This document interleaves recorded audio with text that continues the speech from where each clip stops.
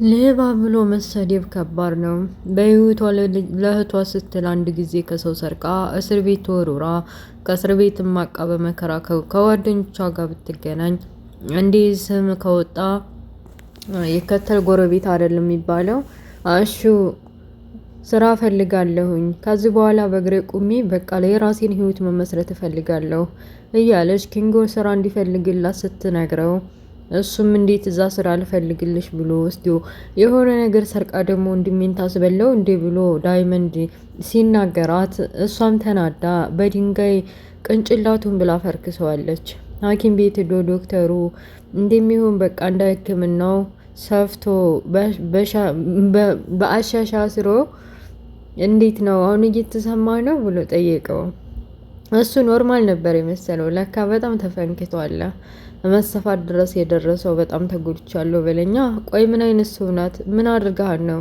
ምን ብለሃን ነው? ያለ ምክንያትማ እንደዚህ እንዲህ በቀላሉ ድንጋይ አንስታ ልፈነክታ አልቻለችም እያለ ሊያወጣጣውና ችግራቸው ምን እንደሆነና የተጣሉበት ምክንያት ምን እንደሆነ ሊጠይቀው ሞከረ ዶክተሩ። ግን ደግሞ ዳይመንድ እንዲህ በቀላሉ ሊናገር አልቻለም። በመጨረሻም ቢሆን መጀመሪያ የተገናኘንበትን ቀን ታስታውሰዋለህ እያለ በሌብነቱ ሌባ መባል ከባድ ምን ያክል ከባድ እንደሆነ ሊያስታውሰው ፈለገ።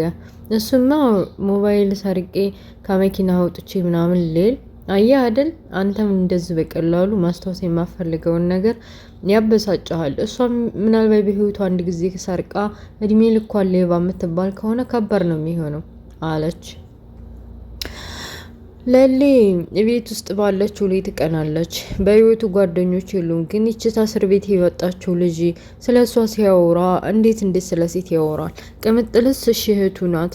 ደግሞ ይቺ ምን እንደዚህ ናት? እኔ ከድሮም ጀምሮ አልወደድኳትም እያለች ማዘሯንም እንኳ በቃቸው መጣለሁ ብላ ጥላቸው ወጣ። አኩርፋለች። ሁሌም በህይወቷ ወንዶች እንደዛ አይነት ነገር ሲያረጉ የመጀመሪያ ፍቅረኛዋ ኤላ ነው ትዝ የሚላት። አረ ማዘሯ ተቆጥታለች። እጃባ ብዬ እንታረቅ እንጂ እያለ ለእናቱ ሊናገር ባቡሬ እናቱን በመካከላቸው የሆነ ነገር እንዳለ ተረድቻለሁ። ከወንድምና ከእህት በበለጠ ሌላ ግንኙነት እንደጀመራችሁም ከአይናችሁ አንብቤ ተረድቻለሁ ብለው አሳፈሩት።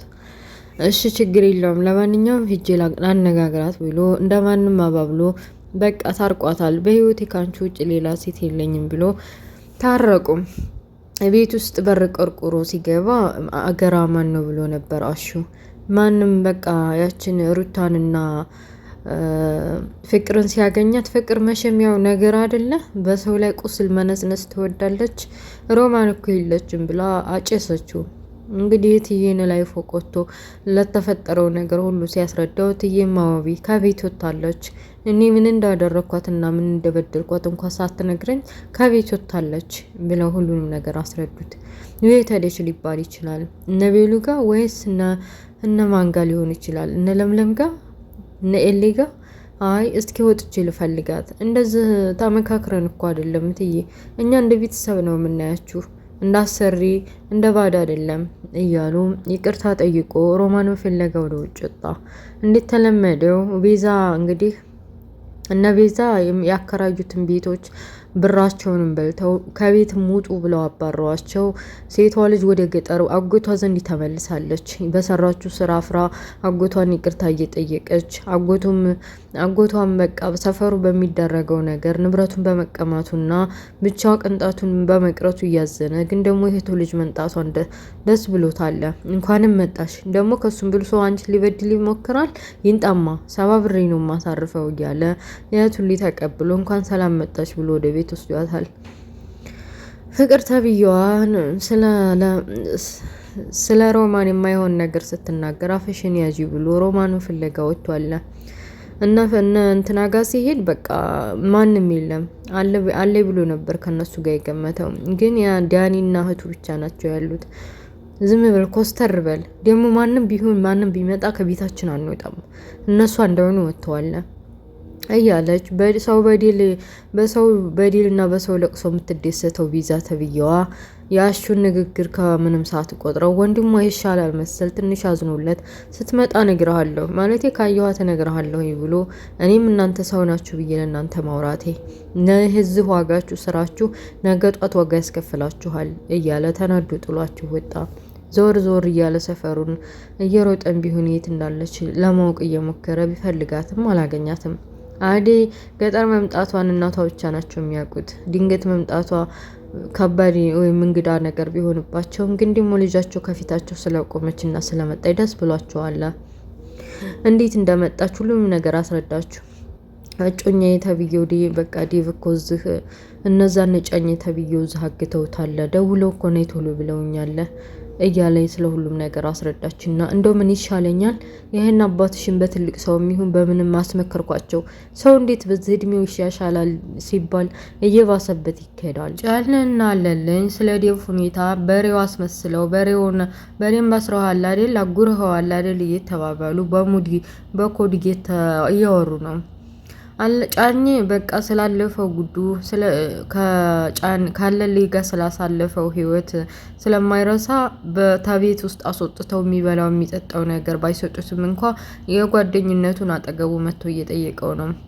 እንግዲህ እዚህ የአዴግ አጎት ተብዮ መጣና እዛ የታጎረውን በሬ ጥለህ መጠበቅ አንሶ ነው እዚህ ተጉልተህ የምታወራው ይህ ሰውዬ ምን ይሰራልሃል እያለ ተመልሶ ዴቭን መጠበቅ እንዳለበት ወይ ደግሞ ካልሆነለት ሌላ ሰራተኛና ሌላ አጋች እንዲጠብቁ ሲያስጠነቅቀው ጓደኛዬ እኮ ነው ምንም ቢሆን አሁን ላይ ብንለያይም እንኳ ክፉን ደጉን አሳልፈናል እያለ ጫኔ ላለልኝ መከታ ሆነለት። አለልኝም በሰዓቱ ደስ አለው።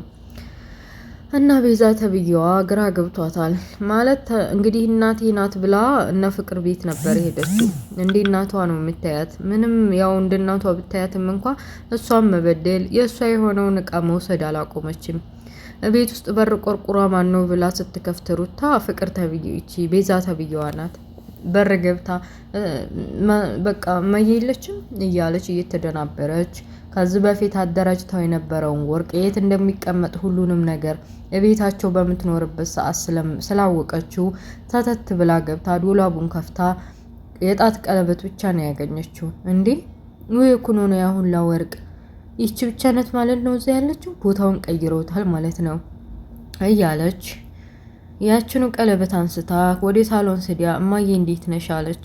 ያው ለማስመሰል የሚሆን ለጊዜው ማዬ እያለች እቃዋን ከወሰደች በኋላ ፍቅር ተብዬዋ እንድታስወጣት እና ደግሞ ሰው እየበደለች እኔ ሁለተኛ እንደ እናትሽ መቁጠር የለብሽም አንቺ የሞተችውን እናትሽን በህይወት እንዳለች አድርገሽ እንደዛ ስታድርጊና ሲሸጉድኝ የነበረሽ ልጅ ነሽ ይቅር አልልሽም ብለው የፍቅር እናትም ከቤት አባረዋታል።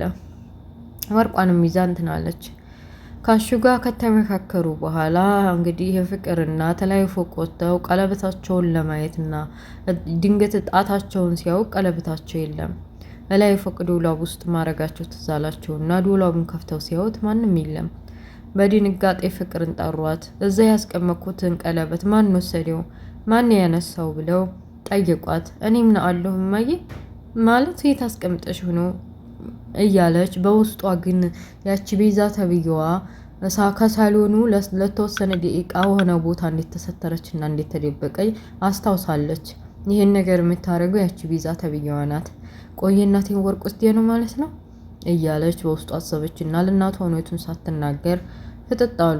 እንግዲህ አሹ ፍለጋ ላይ ሮማን እየፈለገ አለች የምትኖርበት አለች የተባለችው እና ያሰበበት ቦታ ፈልጎ አጥቷታል። አሁን የት ብዬ ፈልጊ ነው ማገኝሽ የት ብዬ እያለ ፍለጋ ወጥቷል። ሮማን ወደ የት ምትር ትመስላችኋለች? ገጠርማ ተድሚያ ጫኝ ድጋሚ እዛ እስር ቤት እንደዛ ጠልፎ የሆነ ነገር ያደርገኛል ትላለች። ቆይ ለሊ ቤት ካልሆነች ማን ቤት ልትሆን ትችላለች? እርግጠኛ ነኝ በአንዱ በረንዳ ውስጥ ሆና ነው የሚሆነው። እና ደግሞ የቤዛ እንግዲህ የሰረቀችው ወርቅ እውነቱ ይታወቅባት ይሆን? ግፈኞች ናቸው። እሺ ከገጠር የመጡትን ቤታቸውን ያከራዩአቸውን ሰዎች አስወጥተው እሷ እንደማይሆን በቃ እንዳልነበር አድርጋ ቁጭ አስበችውታል። ወንድሟ ይሻላል ከሷ ማለት እንደዛ አይነት ወንጀል የምንሰራው በእናታቸው ጦት በእናታቸው መሞት ቢሆንም ወንድሟ ግን ትንሽ ርህራሄ ነገር አለው። እና ውድ ቤተሰቦች የአደይ ድራማ ይሄን ይመስላል። ስለነበረ ቆይታ አመሰግናለሁ። በሌላ ፓርት እስከምንገናኝ መልካሙን ሁሉ እመኝላችኋለሁ። ስወዳችሁ ላይክ፣ ሸር ማድረጋችሁን እንዳትረሱ። ለቤት አዲስ የሆናችሁ ደግሞ ሳብስክራይብ አድርጉ። በሌላ ፓርት እስከምንገናኝ ባይ ባይ፣ ቻው። ላይክ አድርጉ።